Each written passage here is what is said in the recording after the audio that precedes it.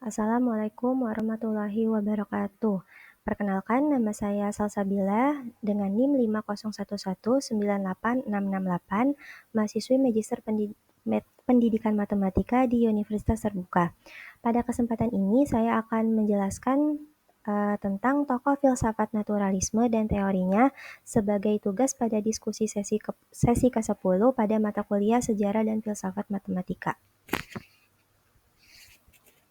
Nah, nantinya saya akan menjelaskan beberapa poin. Yang pertama ada filsafat naturalisme dan matematika sendiri itu apa, lalu implikasi dari filsafat naturalisme bagi matematika, lalu tokoh-tokohnya nanti ada William Van Orman Quine, Hilary Putnam, Penelope Medi, Philip Kitcher, John Dewey, Richard Rorty beserta teori-teorinya, lalu kesimpulan dari teori-teori tersebut.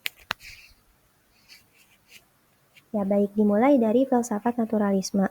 Jadi filsafat naturalisme itu merupakan pandangan filosofis yang meyakini bahwa segala sesuatu berasal dari sebab alamiah atau natural bukannya supernatural, dan epistemologi harus sejalan dengan sains terutama fisika. Nah, maksud dari epistemologi ini artinya jadi kerja seorang filsuf dalam matematika itu memberikan penjelasan tentang matematika dan kedudukannya dalam kehidupan intelektual kita. Nah, dalam menjelaskan itu terbagi ke dalam 3 bidang utama. Yang pertama ada ontologi, artinya apakah bidang kajian dari matematika itu sendiri. Yang kedua ada epistemologi, artinya bagaimana kita dapat melakukan dan mengetahui matematika. Dan yang terakhir dari segi semantik, artinya bagaimana matematika dapat diajarkan dan bagaimana bahasa matematis hendaknya dapat dipahami. Jadi maksudnya epistemologi itu bagaimana kaitan antara matematika itu dan sejalan dengan sains terutama fisika.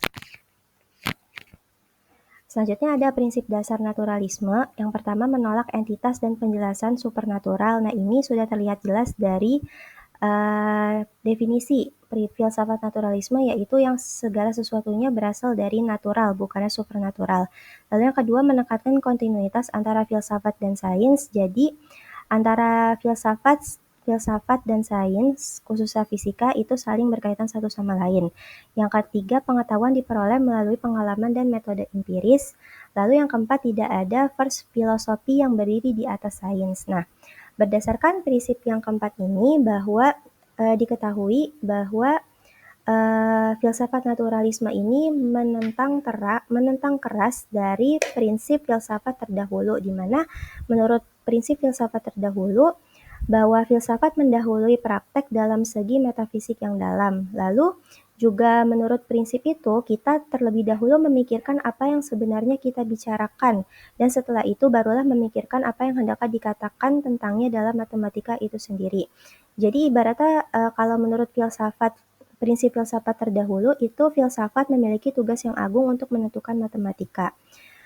Nah, sementara kalau menurut prinsip dasar naturalisme ya udah berarti antara filsafat dan natural atau alam itu saling berkaitan satu sama lain. Jadi tidak ada yang lebih diagungkan atau bagaimana gitu. Nah, tetapi filsafat naturalisme ini juga tidak sepenuhnya mendukung filsafat yang menolak dari prinsip filsafat terdahulu, yaitu yang dinamakan dengan prinsip filsafat terakhir jika memang. Nah, kalau di prinsip filsafat terakhir jika memang itu kan benar-benar dia sangat menolak atau bertolak belakang dengan prinsip filsafat dahulu yang mengatakan bahwa filsafat tidak relevan dengan matematika.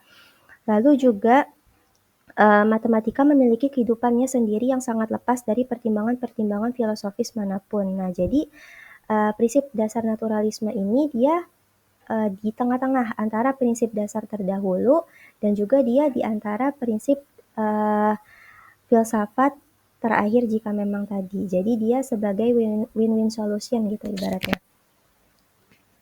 Nah, lanjut ada kaitan naturalisme dan matematika. Jadi objek matematika sebagai entitas natural itu dapat dipelajari. Selanjutnya, naturalisme ini juga mereka menolak pandangan Platonisme, di mana pandangan Platonisme itu melihat bahwa objek matematika sebagai entitas abstrak di luar ruang waktu. Nah, padahal matematika ini tidak seabstrak itu, tetapi dia juga berkaitan dengan kehidupan sehari-hari dan dapat diaplikasikan, ada penggunaannya dalam kehidupan gitu. Lalu, matematika sebagai hasil evolusi kognitif dan kebutuhan praktis.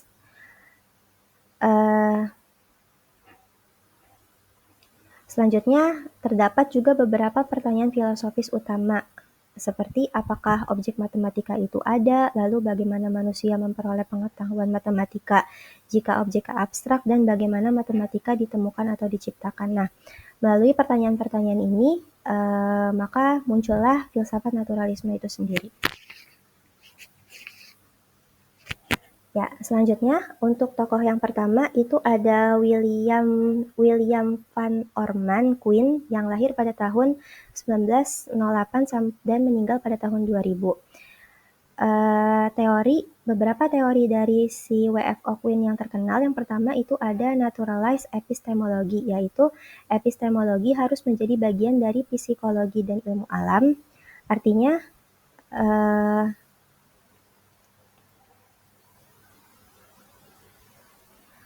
hubungan antara bidang kajian matematika dan bidang kajian sains itu merupakan bagian dari psikologi dan ilmu alam. Lalu ada indispensability argument, artinya objek matematika itu nyata karena tidak dapat dipisahkan dari teori sains.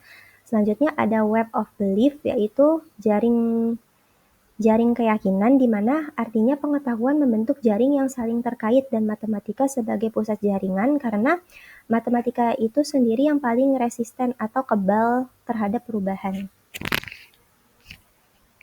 Selanjutnya, tokoh yang kedua ada Hilary Putnam.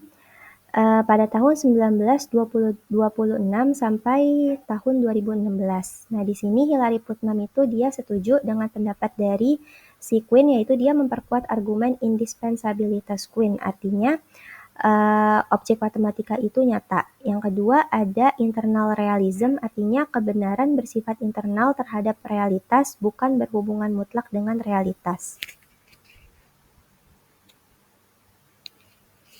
Yang ketiga ada Penelope Medi pada tahun 1950. Untuk teorinya yang terkenal itu yang pertama second philosophy, artinya matematika harus dipelajari dari praktik matematis aktual, bukan dikenai standar filosofis eksternal. Lalu ia menolak argumen indispensabilitas, artinya matematikawan membenarkan suatu teorema berdasarkan standar internal matematika, bukan aplikasinya di dalam kehidupan sehari-hari. Gitu. Lanjut, ada Philip Kitcher pada tahun 1947, di mana teorinya yang pertama tentang empirisme matematika, artinya matematika berakar dari pengalaman empiris. Yang kedua ada objek matematika berkembang melalui idealisasi dan operasi fisik konkret, seperti misalnya menghitung dan mengukur. Misalnya contoh angka 2. Nah, angka 2 ini kan berasal dari operasi membagi koleksi menjadi dua bagian. Artinya koleksi itu membagi objek di dunia nyata menjadi dua bagian. Yang ketiga, menekankan aspek historis dan sosial dalam perkembangan matematika. Tokoh selanjutnya adalah John Dewey, yaitu pada tahun 1859 sampai 1952. Teorinya yang terkenal yaitu ada instrumentalisme, artinya matematika adalah instrumen untuk menyelesaikan permasalahan, khususnya permasalahan praktis yang terdapat di kehidupan. Lalu juga matematika berkembang dari operasi fisik yang diidealisasikan melalui inquiry atau penyelidikan. Yang ketiga, kontinuitas pengalaman, artinya tidak ada kesenjangan antara pengalaman dan pengetahuan matematis. Terakhir, pengetahuan itu terus berkembang dan bersifat fallible, artinya mungkin saja salah. Selanjutnya ada Richard Rorty pada tahun 1931 sampai 2007. Di sini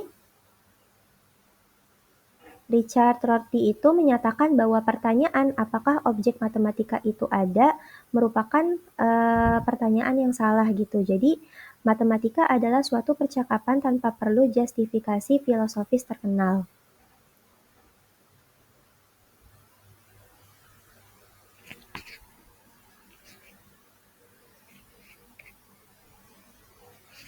Ya, itulah beberapa tokoh dan teori-teorinya tentang filsafat naturalisme. Maka di sini dapat saya simpulkan bahwa naturalisme dan matematika berkaitan satu sama lain, di mana naturalisme menawarkan solusi untuk mengintegrasikan matematika yang tampak abstrak. Nah, di sini kesimpulan dari beberapa tokoh di mana Quine itu menyatakan bahwa matematika itu nyata karena indispensable untuk sains, di mana matematika itu dapat diaplikasikan ke dalam sains gitu. Nah, sedangkan menurut Kitcher dan Dewey, matematika berakar pada pengalaman empiris, di mana pengetahuan tentang matematika itu didapatkan berdasarkan pengalaman kita. Lalu Medi berpendapat bahwa matematika memiliki standarnya tersendiri, dan Rorty menyatakan bahwa hentikan mencari jawaban metafisik, lalu fokus saja pada kegunaan matematika itu sendiri. Ya baik, mungkin itu saja penjelasan dari saya, kurang lebihnya mohon maaf. Saya sangat membuka saran dan kritik dari teman-teman sekalian yang menyaksikan video ini. Terima kasih. Wassalamualaikum warahmatullahi wabarakatuh.